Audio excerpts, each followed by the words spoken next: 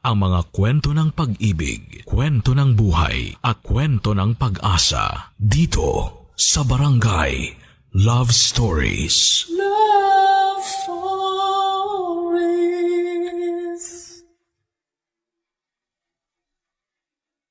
Bilang isang ama at haligi ng tahanan, handa nitong gawin ang lahat ng maisip niyang paraan para maprotektahan ang binuo niyang pamilya.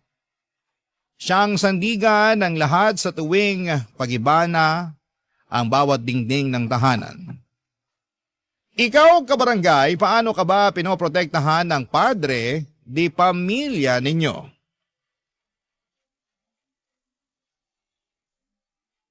Dear Papa Dudut, magandang araw sa inyong lahat. Ako nga pala si Rodel, 35 years old, isang call center agent for more than 10 years.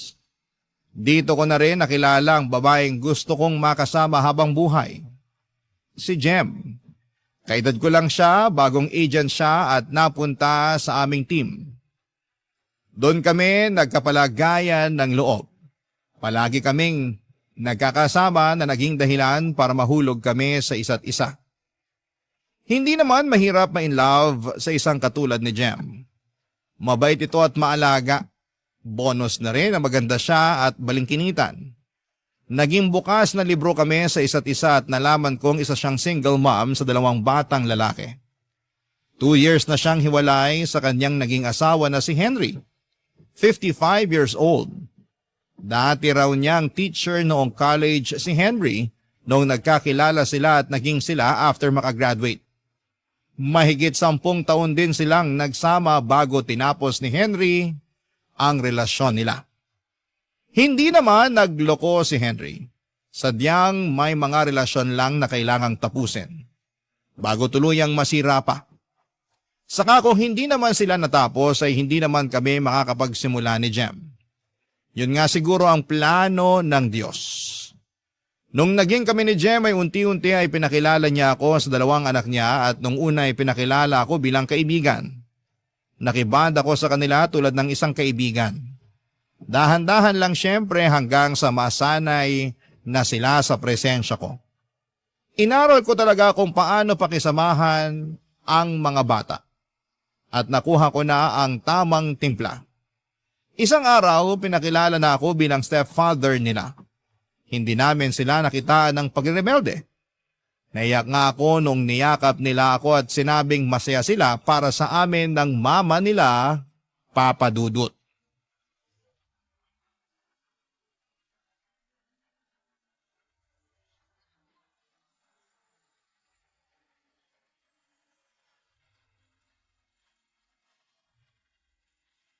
Ang saya ng araw na to. Kanina mo pa sinasabi yan. Oo na. Alam kong masaya na para sa iyo tong araw na to. Sorry kung paulit-ulit ako ha. Hindi ko lang talaga in-expect na magiging ganito kasaya ang araw na to. Akala ko simpleng banding lang ang magaganap sa amin ng mga anak mo. Hindi mo inakala na ipapakilala na kita sa mga anak ko bilang boyfriend ko? Hindi talaga. Pero alam mo, ang tagal ko nang hinihintay na ipakilala mo ako sa kanila bilang boyfriend mo. Kaya lang syempre, hindi naman kita pwedeng pilitin na gawin yun dahil mahirap makakuha ng tiyempo. Ako rin naman, dati pa kita gustong ipakilala. Lalo na nung nakita ko kung gaano kayo nag-e-enjoy habang nagvi-video games. Ang saya niyong tingnan para kayong mag-aama. Ang dali lang naman kasing pakisamahan ng mga anak mo. Ang babait. Jem, Ano yon? bala ko mag-vacation leave next month. May nakita kasi akong amusement park sa Pampanga. Bala kong dalhin doon yung mga bata kung papayag ka. Wow! Sa ilang taon nating magkatrabaho, ngayon ka lang nagkaroon ng balak na mag-vacation leave, ha? Parang mag-e-enjoy kasi yung mga bata doon. May mga napanood akong vlog tungkol doon. Saka educational din yung amusement park na yun. Pwede yung sa mga anak mo. Mag-e-enjoy na sila, may matututunan pa. Lakas makapromote, ah. Tunog vlogger ka na. Kasalanan ng mga anak mo. Sila nang inganyo sa akin na manood ng vlogs. Na-enjoy ko na tuloy. Kaya nga eh. Dati kape at libro lang ang hobby mo. Ngayon panonood na rin ng vlogs. Hindi lang vlogs ha, pati horror movies. Dati nakakornihan ka sa horror movies. Ang hirap mo sindakin pag nanonood tayong dalawa. Pero ngayon, kapag nanonood tayo kasama ng mga anak ko, ang bilis mong sumigaw at magulat. Huwag mo sasabihin to sa mga anak mo ha. Pero scripted lang yung pagsigaw at gulat ko. Nabasa ko kasi na nakakadagdag yun na excitement para sa mga kasamahan mong batang nanonood. Makukurious sila kung bakit ganun ang reaksyon ng isang adult. Mas magfo-focus tuloy sila sa pinapanood nila. Talagang inaral mo kung paano makisama sa mga bata, no? Oo naman, kailangan. Hindi lang naman ikaw makakasama ko, pati na rin sila. Dapat komportable sila sa akin at tanggap nila ako. Medyo people pleaser ang tunog pero yun ang habol ko eh. Yung magustuhan nila ako. Rodel, Ano yun? naisip ko lang, paano kaya kung... Teka, wag na lang pala. Nakakahiya. Uy, ito naman ang bitin pa. Ano ba kasi yun? Naisip ko lang. Gusto mo bang dito na lang tumira sa bahay? Tumira dito sa bahay nyo? As in, magsama tayo? Live-in, ganun? Ayaw mo ba? Promise hindi kita sisingilin sa renta. Teka, sigurado ka ba? Hindi ba mabibigla ang mga bata? Okay lang kaya sa kanila? Paano ba ang adjustment nila? Ano kaya pwede kong gawin para maging pulido ang mga unang linggong stay ko dito? Teka, kailangan ko to i-search sa internet para... Huwag kang mag-overthink. Sapat nang maging ikaw. Ikaw. Gets mo? Kasi dun ka namin minahal eh. Mahal na rin ako ng mga anak mo. Sa tingin ko naman, oo. Papadudot na pangiti ako sa huling sinabi ni Jem. Mahal na rin ako ng mga anak niya. Alam kong OA para sa iba pero napalundag talaga ako at napatili na akala mo ay dalagang kinikiliti. Napakasaya noon. Pinigilan nga ako ni Jem dahil baka marinig ako ng mga anak niya at magulat sila. Natatawa na lamang si Jem na pinapakalma ang OA na saya na nafe-feel ko noon. Wala akong pakialam kung hindi na ako nagtunog macho o maton noong time na yon. Basta masaya ako at walang makakapigil sa akin para ipakita at maramdaman yon. Pinag-usapan namin saglit kung paano ang gagawin sa paglipat ko at kung kailan namin yon sasabihin sa mga bata. Priority namin syempre ang mga bata. Kahit sabihin tanggap nila ako pero kailangan pa rin naming magdahan-dahan dahil baka mabigla sila sa bilis ng mga pangyayari. Sa huli na pag-usapan na paunti-unti ang paglipat ko sa bahay ni na Jem. Isang beses sa isang linggo ko mag-sleep over ako roon para masanay na sila sa presensya ko. Hanggang sa mga sumunod, naging 2 hanggang naging 3 at nag-iiwan na rin ako ng mga maliliit na gamit ko roon. Doon nga napansin na nila na madalas na ako doon na natutulog. Kaya nagtanong na rin sila. Naging honest naman kami sa pagsagot. Ang sinabi, ang plano naming mag-live-in na. Natuwa sila at hindi man lang nakitaan na nabigla sila. Mukhang inaasahan na nila na magsasama kami ng nanay nila. Naiyak pa nga ako dahil sinabi nilang masaya sila na doon na ako titira. Dahil meron nang magbabantay sa kanilang mag-iina. Yun naman talaga ang bala ko. Ang bantayan at protektahan silang mag-iina. Papadudot.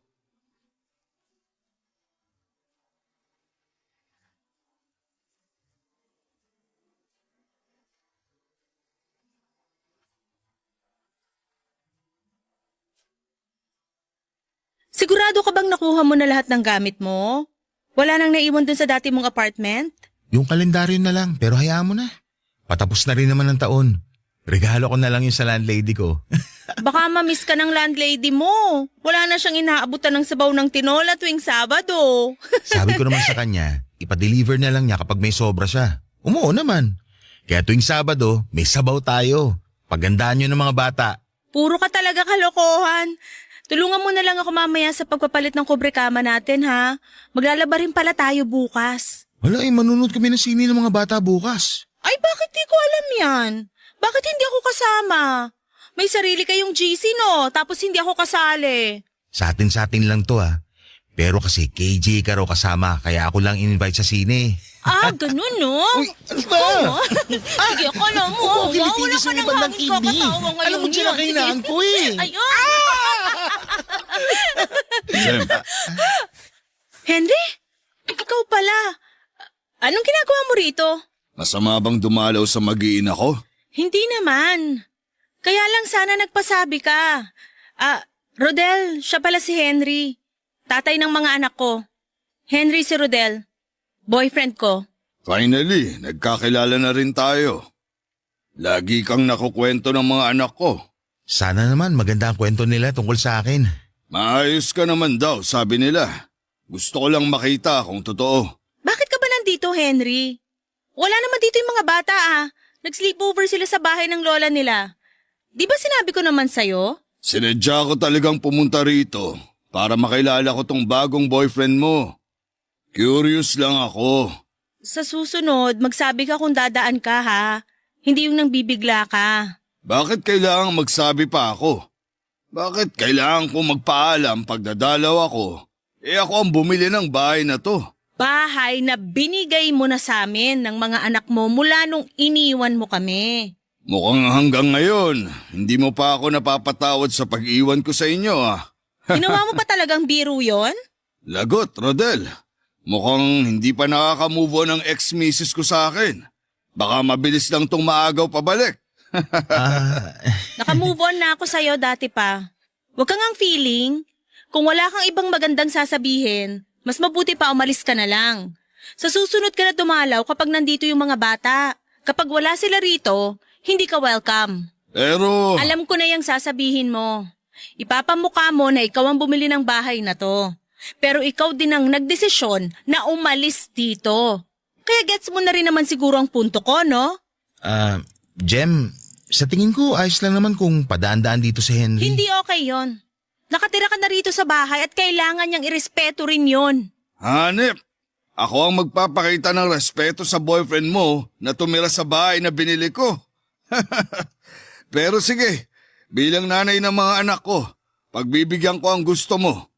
Rodel, hindi pa to ang huli nating pagkikita. Hindi ko alam kung napansin ni Jem pero ang talim ng tingin sa akin ni Henry nang magpaalam ito para umalis. Nakaramdam na ako ng kaba una pa lang na tumapak siya sa bahay. Hindi pa man din siya nagsasalita pero parang narinig kong hindi niya ako gusto. Parang sinukat niya ang pagkatao ko sa pagtitig niya sa akin. Lalo na nung tinignan niya ako mula ulo hanggang paa. Hindi ako nakagalaw noon, nahirapan nga rin akong sumagot lalo't nagkainitan na silang dalawa ni Jem. Mukhang hindi pa rin settled ang issue nilang dalawa. Naiintindihan ko naman hindi madaling maiwan lalo't gusto ng isa ang buo ang pamilya. Pagkalis nga ni Henry, naglakas na ako ng loob na itanong kay Jem ang kabuuan ng kanilang relasyon. Doon ko na nalaman ang katotohanan. Hindi kasi ako nag-usisa masyado noon. Pero alam kong kailangan ko na yung gawin lalo't parte na rin ako ng buhay nila. Iniwan ng walang dahilan ni Henry si Jem. Pero bago pa man niya iwan si Jem ay nakaramdam na raw si Jem ng panlalamig at pag-iwas mula kay Henry. Sinubukang imbestigahan ni Jem kung bakit ganon si Henry sa kanya. Inakala niyang meron itong iba. Pero wala naman. Nabubuksan pa ron ni Jem ang lahat ng social media accounts ni Henry at nakakausap din ang mga katrabaho at kaibigan nito. Pero walang nahagilap si Jem. Hanggang isang araw pag-uwi ni Henry, kinausap nito si Jem para maghiwalay na sila. Hindi na pinaglaban pa ni Jem kahit gusto niyang maliwanagan kung bakit isang araw ay ayaw na lang ni Henry.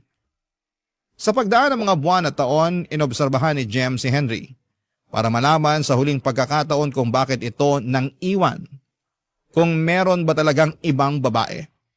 Pero wala. Hanggang ngayon ay single si Henry. Hanggang ngayon, hindi alam ni Jem kung bakit siya nito iniwanan.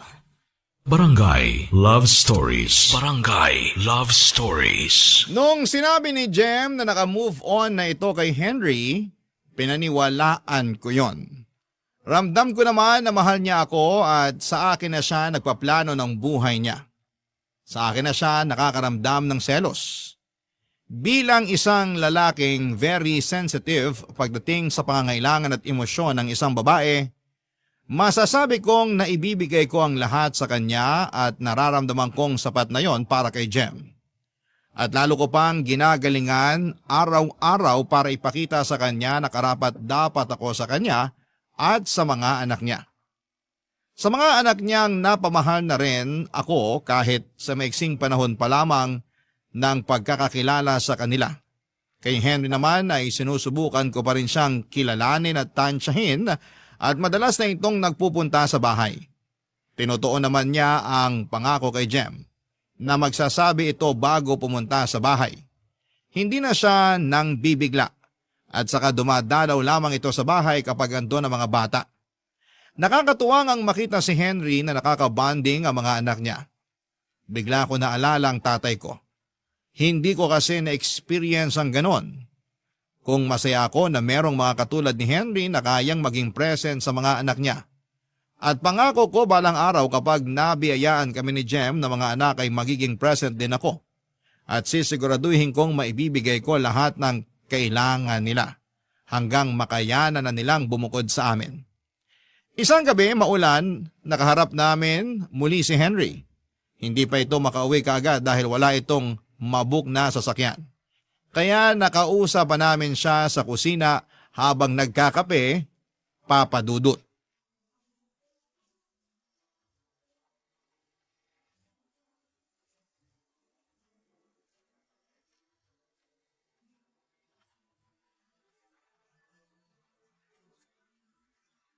Tatlong oras nang tuloy-tuloy ang ulan ha.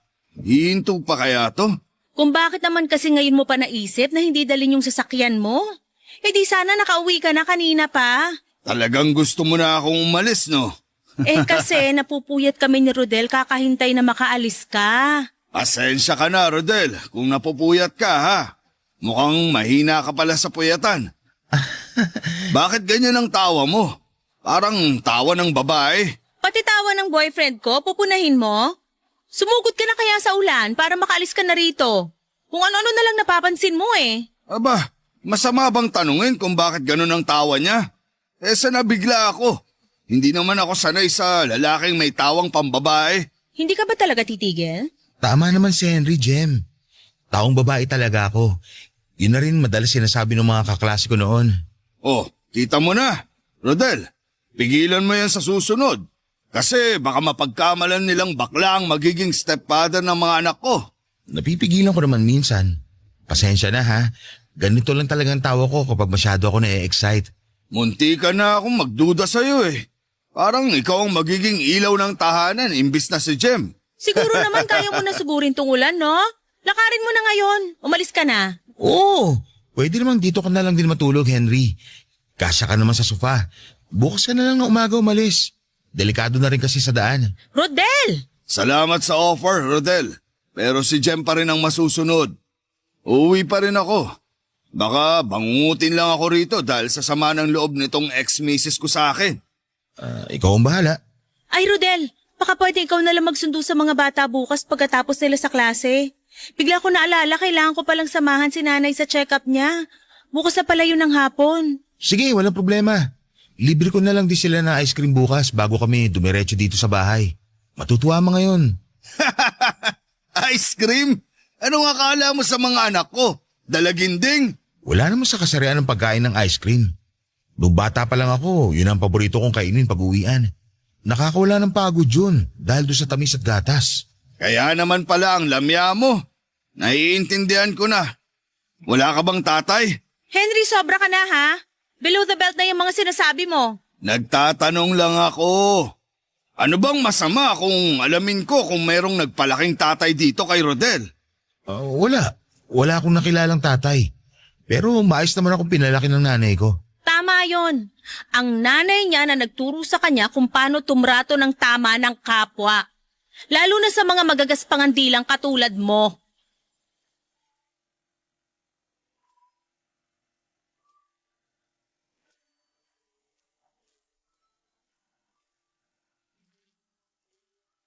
Papadudot nagpatuloy sa pagtatalo sina Jem at Henry. Samantalang ako ay hindi ko alam ang gagawin. Ni hindi ako makatingin isa man sa kanila lalo na kay Henry. Tama naman siya. Malamya ako at hindi ko nakilala ang tatay ko. Walang nagturo sa akin kung paanong maging matikas, maskulado at matatag. Pero mabait ako at mapagmahal. Nakuha ko yon sa nanay ko, kalmado at nurturing din ang aking ina. Very expressive at gentle. Lahat ng mga yon ay nagustuhan sa akin ni Jem na mga namana ko sa nanay ko. Kaya nga mabilis ko siyang napaibig. Yun nga rin daw ang nagustuhan niya, lalo para sa mga anak niya. Pero pagdating kay Henry, kulang yon. Mali yon. Hindi ko naman may paliwanag kay Henry na hindi ko kayang abutin ang mga ine-expect nito para sa akin. Gusto ko lang maging ako. Baka naman pwede na yon. Pinagdasal ko na matapos na ang pag-ulan. Hindi ko na rin kaya pa ang makaharap si Henry. Mas lalo lang akong nanliliit sa tuwing nakikita ko siya. Lagi akong takot, laging nanginginig kapag naririnig ko ang boses niya. Sa totoo lang ay bihira ang mga kaibigan kong lalaki na very masculine, tulad ni Henry. Karamihan, mga babae ang nakakasalamuha ko. Sa kanila kasi ako nakakakuha ng pag-unawa at mas naiintindihan ko sila. Hindi ako na-intimidate sa kanila. Kaya bagong experience talaga itong kay Henry para sa akin. Hindi ko alam kung hanggang kailan ako matatakot sa kanya at lagi naman akong pinagtatanggol ni Jem sa kanya. Kaya lang minsan ay nakakahiya na lalo't hindi naman daw yon ginagawa ng babae. Dapat ako ang nagpoprotekta sa kanya tulad ng pinangako ko. Pero bakit baliktad ang mga nangyayari, Papa Dudut?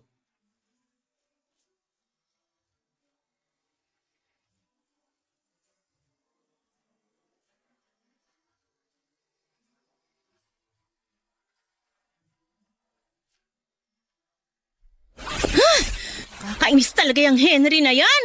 Awat na po. Nakaalis naman na siya. Kumalma ka na. Paano kung kakalma, Aber? Nakita mo naman kung paano kanya dautin kanina. Ayos lang yun. Kaya kumalma ka na sabi. Hindi ayos yun, Rodel. Binabastos ka na niya sa harapan ko eh. Hindi mo ba nahahalata? Gusto lang niya ako makilala. Huwag natin masamain yun. Hindi dapat ganun ang paraan. Masyado siyang mayabang. Kala mo kung sinong mabuting tao. Hayaan mo na nga. Ako nga hindi naman masyadong naapektuhan. Bakit ka ba ganyan? Bakit masyado kang mabait? Nakakainis ka na ah.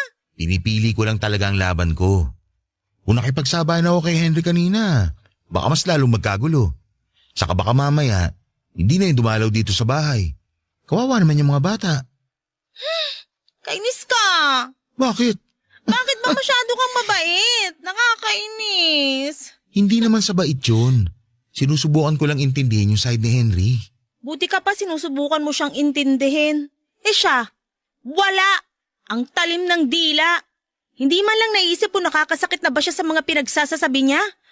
Buti pa camera apps may filter. Yung bunganga niya, wala. Magkakaiba naman kasi ang mga tao. Baka talagang ganun lang siya. Pero mukha naman siya mabuting ama. Pero mabuting asawa? Hindi ba siya naging mabuting asawa sa'yo? Hindi. Hindi niya nabigay yung mga kailangan ko. Ni minsan hindi niya ako sinabihan na maganda ako o kaya mahal na mahal niya ako. Walang lambing. Ni minsan hindi niya ako pinost sa Facebook niya. Ni hawakan yung kamay ko kapag naglalakad kami o nasa date ayaw niyang gawin. Nahihiya raw siya dahil maraming nakatingin. Ang cold niya sa akin palagi. Pag nandyan yung mga kaibigan niya halos hindi niya ako pansinin. Sinabi mo ba yan sa kanya? Lagi nga naming napag-aawayan. Bakit daw hindi ako makontento na good provider and good protector siya sa aming mag-iina? Hindi niya maintindihan na bilang babae, gusto ko rin na nilalambing. Gusto ko rin na nasasabihan na maganda ako at mahal na mahal ako. Hindi ko kailangan ng lalaking laging maskulado at matapang. Words of affirmation and physical touch ang love languages ko. Yun naman ang sinasabi ko pero hindi siya nakikinig. Siya pa rin dapat ang masusunod kung paano ako mahalin. Tama ba yun? Ay, kaya siguro laking ginhawa na rin na iniwan niya ako. Kasi alam ko na hindi ko siya kayang iwan nun kahit na alam kong hindi ako masaya sa kanya. Sana naman makamove on ka na sa kanya ha. Ayoko maging rebound. Hindi ka rebound. Mahal na mahal kita. Kasi ikaw, nakikinig ka sa akin. Alam mo kung paano ko gustong mahalin. Ang lambing mo, ang gentle mo sa akin. Walang araw na hindi mo pinaramdam sa akin kung gaano ako kaganda at kung gaano ka kaswerte sa akin. Swerte naman talaga ako sa'yo. Hanggang ngayon, nagtataka pa rin ako kung bakit akong pinili mo. Yan nga ang baguhin mo sa sarili mo, Rodel. Taasan mo naman ang tingin mo sa sarili mo. Kaya ka binubuli ni Henry madalas kasi alam niyang kayang-kaya kanyang tiklupin. Sa totoo naman. Pero yung tawa mo ha, panatilihin mo yan. Huwag mong baguhin. Masaya akong naririnig yan.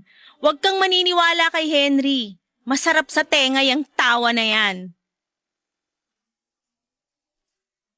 Para akong nanlambot sa mga sinabi ni Jem, Papa Dudut. Akala ko ay wala na akong ginagawang tama. Pero meron pa rin pala. Sinabi niya yon sa akin at pinaramdam niyang ayos lang na maging ako. Mas lalo ko tuloy siyang minahal dahil doon. Niyakap ko siya at nagpasalamat. Pinangako na araw-araw walang palya. Sasabihin ko sa kanya kung gaano ko siya kamahal. Araw-araw may lambing, araw-araw siyang maganda para sa akin. Hindi ko ikakahiya na hawakan ang mga kamay niya at halikan siya sa harapan ng maraming tao.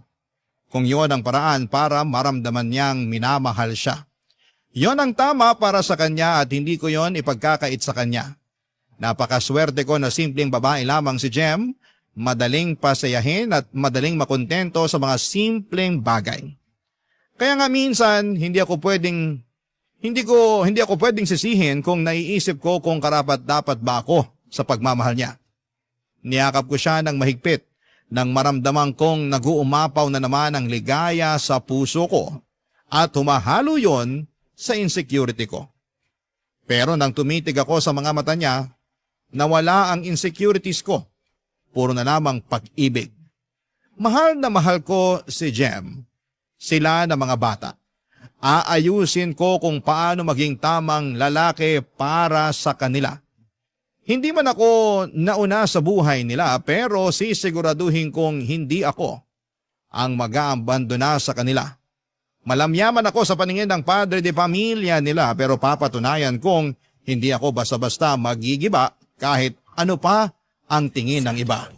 Barangay Love Stories. Barangay Love Stories. Papadudod sa pagdaan ng mga araw, pinatunayan ko kina Jem at sa mga bata na karapat-dapat ako sa kanila. Nakita ko kung paanong nag-bloom si Jem sa piling ko at kung paanong naging magalang at mabuti ang mga bata. Totoo nga ang sinasabi nila, ang tao tulad ng halaman kapag binahal at nadiligan ng tama ay uusbong at titibay ito. Ganon ang nangyari sa pamilya ko. Oo, sariling pamilya ko na ang tingin ko kina Jem at sa mga bata. Kung pwede lang natawagin akong papa o tatay ng mga bata ay gugustuhin ko.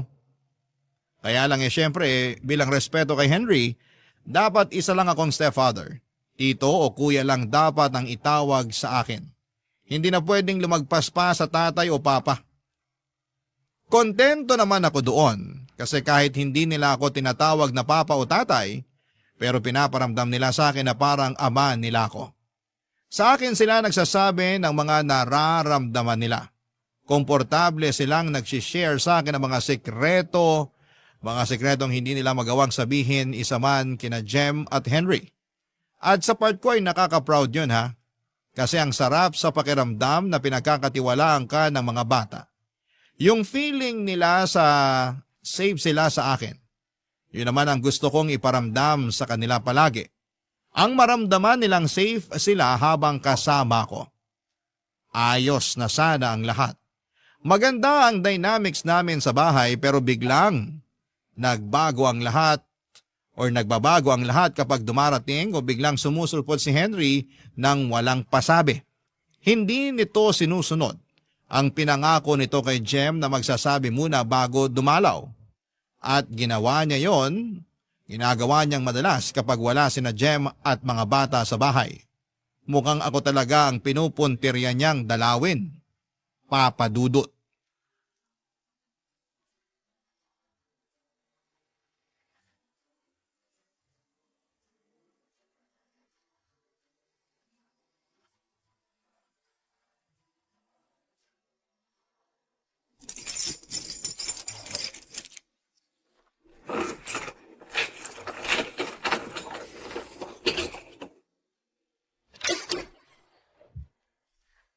Oh, Henry, napadalaw ka. Wala si na Gemma. Wala rin ang mga bata. Hindi ka ba nasabihan? Nasabihan naman. Alam kong nasa bahay sila ng lola nila. Ang ganda ng apron mo ah. Bulaklakin. Salamat. Regalo to sa akin ni Jem nung mansari namin. May kailangan ka ba kaya ka nandito? Parang.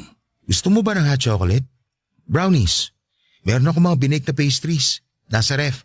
Dapat baon ng mga bata yun bukas eh. Pero pwede ka naman tumikim kahit isa. Hot chocolate?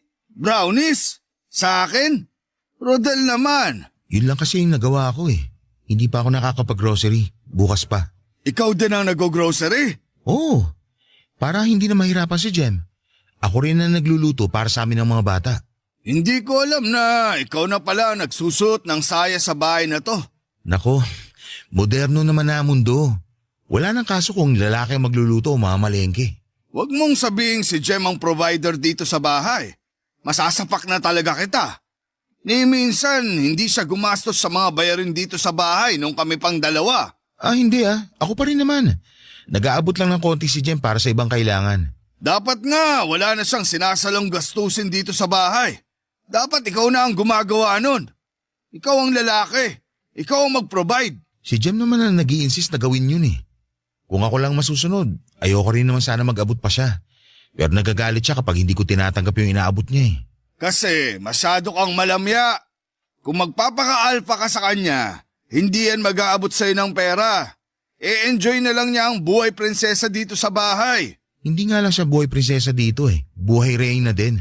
Kailan pa nag-ambag ng pera ang prinsesa sa bahay? Kakabasa mo yan ng fairy tale. At ikaw, Rodel, ha? Wag mong susubukang basahan ng mga fairy tale ang mga anak kong lalaki. Tatamaan ka talaga sa akin. Walang ganun. Kahit itanong mo pa sa kanila. Puro nga horror ang pinapanood namin eh. Nakukwento ba nila? Medyo nakakatakot talaga na pelikula yung pinipili ko. At proud ka ron. Samantalang binida sa akin ng mga anak ko na mas malakas ka pa raw tumili kaysa sa nanay nila. Biruan lang namin yung tili na yun. Para ma-excite sila sa pinapanood namin. Hindi ko na alam kung paano ka kakausapin. Hindi kita maintindihan. Henry, huwag mo sana mamasamahin ha, pero ayos naman ang mga anak mo sa akin eh. Huwag ka na mag-alala sa kanila. Kasi masaya naman sila kapag kasama ako. Napoprotektahan ko naman sila kahit papano. Napoprotektahan? Ang lamya mo nga eh. Paano mo sila mapoprotektahan kung nagsusuot ka ng bulaklaki na apron at gumagawa pa ng brownies at hot chocolate? Hindi naman basihan ang pagbe-bake ng brownies para maprotektahan mo ang pamilya mo. At para sabihin ko sa'yo, masarap ako magtimpla ng hot chocolate. Subukan mo muna kasi. Naririnig mo ba ang sinasabi mo? Sorry kung tingin mo kulang ako. Pero sabi naman ni Jem, ayos lang yung mga ginagawa ko para sa kanila mag-ina. Hindi naman siya nagre-reklamo. Sa ngayon, ayos lang sa kanya. Sa ngayon, hindi pa siya magre-reklamo. Pero kilala ko si Jem. Pag tumagal kayo, isusumbat na niya sa'yo lahat ng mga napapansin niya. Pustahan tayo. Iyang pagiging malamya mo, ipapamukha niya sa'yo balang araw yan kapag natauhan na siya. Lalo na kapag nakita niyang hindi ka karapat-dapat na maging haligi ng tahanan dahil hindi mo sila kayang protektahan. Sana naman hindi ka manghusga kaagad. Kung ayaw mong husgahan kita, huwag kang magpakita ng mga bagay na kahusga-husga. Hindi na ako nakaimik noon at hindi ko nga rin siya natignan ng maayos. Nakatingin lamang ako sa may sahig. Kunwari ay may napansin akong dumi sa suot kong tsinelas. Maya-maya pa'y biglang hinila ni Henry ang suot kong bulaklaking apron. Nagulat ako. Hindi ako kaagad nakareact. Bigla niyang binato sa mukha ko yon at saka mabilis na tumalikod para umalis na. Naiyak na lamang ako sa pangdadaot niya sa akin. Napahiya ako sa ginawa niya. Sa unang beses, nasaling ang pride ko bilang isang lalaki. Lalo na sa pagtapon ng apron sa mukha ko. Bakit ganon siya kung umasta? Ano bang mali sa pagiging malamya? Kahit malamya ako ay hindi naman ako bakla. Alam ko sa sarili ko na lalaking lalaki ako at masyado lang sigurong feminine. Madalas yun nga ang nagpapahamak sa akin. Lalo na noong nag-aaral pa lamang ako. Pero hindi ko yon binago, Papa Dudut. Masaya naman ako sa pagiging feminine ko. Wala naman akong nasasaktang ibang tao at saka minahal nga yun ni Jem sa akin. Masaya rin ako sa nakasanayan ko. Bakit si Henry patong nagagalit, hindi ko naman siya palaging nakakasama sa bahay. Hindi ko naman siya nasasagasaan sa pagiging malamya ko. Ilang beses siyang pabalik-balik sa bahay para lamang sindakin ako palagi. Pasalamat na lamang siya at mahaba ang pasensya ko. Kaya hindi ko siya pinapatulan. Gusto niya talaga akong i-trigger. Mula noon ay mas napapadalas na ang pagdalaw niya sa bahay kapag wala ang mag-iina niya. Mas napadalas na rin ang pangiinsulto niya sa akin, Papa Dudut.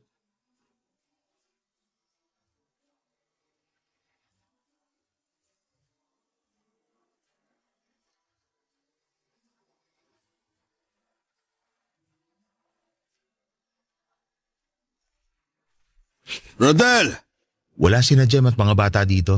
paulit-ulit ka na lang sa linya mong yan. Alam ko namang wala sila rito kapag dumadalaw ako. Hindi ako tanga. Pinapaalala ko lang ang usapan nyo ni Jem na dadalaw ka lang dito kapag nandito ang mga bata. Bakit? Isusumbong mo ba ako sa ex-misis ko? Hindi kita isusumbong sa girlfriend ko. Huwag ka mag-alala. Ah, ganun ba? Akala ko kasi nakuha mo rin ang ugali ng ibang babae na chismosa. Umalis ka na lang, Henry, kung wala ka namang ibang sasabing importante. Magpaplansya pa ako ng uniform ng mga bata. Akala ko naman tigasin na. Taga-plansya ka na rin? Talaga ba? Bukas, ano na ang gagawin mo? Taga-manicure ni Jem? Marami nang ginagawa si Jem lalo't nagkasakit ang nanay niya. Kailangan ko siyang tulungan sa mga gawaing bahay. Kailangan mo siyang tulungan o talagang na-enjoy mo lang ang mga gawaing babae? Masama ba kung oo? Wala ka na talagang pag-asa. Tapatin mo nga ako, Henry. Nako, pati pagtatalak ng babae, kuwang-kuwa mo na rin. Wala na talaga to. Wala na. Alam mo kung ano pang nakuha ko sa mga babae? Yung galing nilang bumasa ng isang tao. Oh, anong gusto mong puntuin dyan? Na kaya ka nagiging dominante sa akin para iparamdam na hindi ako bagay sa bahay na to. Na ikaw lang dapat ang kilalanin na leader. Hindi ka naman talaga bagay sa bahay na to. Tama ka. Dahil gusto mo, ikaw pa rin ang haligi ng tahanan. Hindi matanggap ng pride mo na may bagong lalaki na dito. Pakiramdam mo, threat ako sa'yo. Threat? Sige, ano pa ang iniisip mo? Papakinggan kita. Na kaya ka ganyan kagaspang sa akin dahil hanggang ngayon, mahal mo pa rin si Jem. At gusto mong bumalik sa kanya. Kasi nagsisisi ka dahil meron na siyang pinalit sa'yo na nagpapasaya sa kanya ngayon. Sorry ka na lang, Henry, pero ako na ang mahal niya. Ang hirap kontrahin ng mga sinasabi ko kasi totoo lahat, no? Hindi ko naman itatanggi na mahal ko pa rin si Jem. Pero hindi ko na siya gustong bumalik sa buhay ko. Huwag kang mag-alala. Pinapaubaya ko na ang mag-iina ko sa'yo, di ba? Pinapaubaya? Parang hindi naman. Bantay sarado ka nga palagi. Hindi ako makagalaw ng maayos kasi bawat gawin ko, pinamumukha mong laging mali ako. Ay, pati emosyon ng babae nakuha mo. Wala ka ba kahit katiting na pagkalalaki man lang? Bakit ba ganito ka sa akin? Dahil kailangan ng mag-iina ko ng poprotekta sa kanila. Pinoprotektahan ko naman sila sa paraang alam ko. Hindi yan sapat. Eh di ikaw na lang gumawa. Tutal, ikaw lang naman may alam ko paano sila poprotektahan. Eh di sige, ikaw na. Sige lang, ikaw na. Kailangan kita para protektahan sila. Hindi kita maintindihan. Diretsahin mo na lang ako. Para ka rin babae. Puro putak. Hindi mo madiretso kung ano gusto sabihin.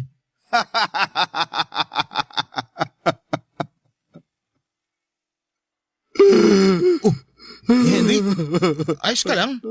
Sorry kung may nasabi akong hindi maganda. Hindi ko yung sinasadya. Rodel, may tahaning na ang buhay ko. Ano sabi mo? Kaya kailangan kitang maging matatag para makayanan mong maging haligi nila. Dahil hindi ko na alam kung hanggang kailan ko yun magagawa para sa kanila. Teka, alam ba to ni Jem? Hindi pa. Halika, sabihin natin. Sasamahan kita. Kailangan niya tumalaman. Hindi pwede. Hindi. Rodel, Iniwan ko siya nung nalaman kong may malubana akong sakit. At pinangako ko sa sarili ko na hindi niya yun malalaman. Kaya hindi mo yun sasabihin. Karapatan niyang malaman yun. At karapatan ko ring maging matatag at malakas para sa kanila. Ako ang haligi. Hindi ako pwedeng makitaan ng kahinaan. Kaya bago pa ako tuluyang manghina, kailangan ko nang makalayo sa kanila. At higit sa lahat, kailangan ko matulungan ang bagong magiging haligi nila. Ikaw yun, Rodel. Konti na lang ang panahon na natitira sa akin. Kailangan kong makita na mapoprotektahan mo ang pamilya ko. Hindi ako matatahimik kung hindi mo yun magagawa at magpapabaya lang ako. Yun ang unang beses na nakita ko ang kahinaan ni Henry. Isang kahinaan na hindi ko pwedeng gamitin laban sa kanya. Kung ibang tao lang siguro ako ay baka ginamit ko na yon para makaganti sa lahat ng ginawa niyang pangdadaot sa akin. Pero naiintindihan ko siya. Hindi biro ang pinagdadaanan niya.